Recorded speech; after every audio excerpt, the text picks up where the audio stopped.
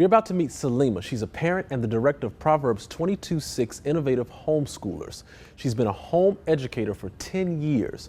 Homeschooling rates have risen quite a bit over the last couple of years, not only because of parents' pandemic-related concerns, but also due to violence in schools. And as the number of parents who choose homeschooling rise, Saleama now has about 400 students a part of her homeschooling group.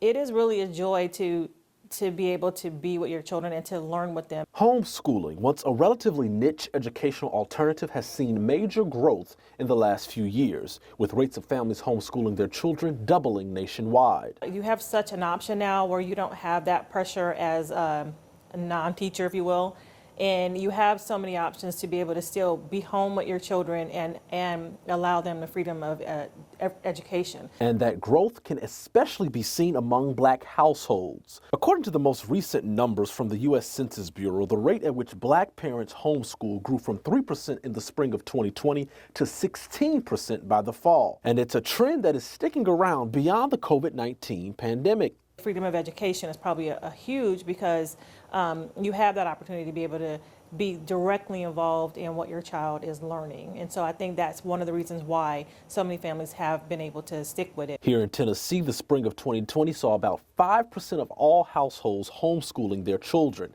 That rate climbed to nearly 13% by the fall. It's easier for me because it's a teacher on a computer explaining to me what to do and how I'm going to do my homework. Gabrielle says not only is she able to better pace herself, finding safety in her daily routine with her parents, she has remained well-rounded. First, I'd read my Bible in the morning, and then after that, I will go to the gym with my mom, and then we come back, just have breakfast, and then we'll start our homework in school. And we usually finish about close to lunch, and then after that, we just do what we have basketball practice afterwards sometimes. Parents say it's a calling that's flexible and it's completely available to a lot of families. It just really is just needing some support and just direction for what your family needs. In Memphis, I'm Jay Shakur.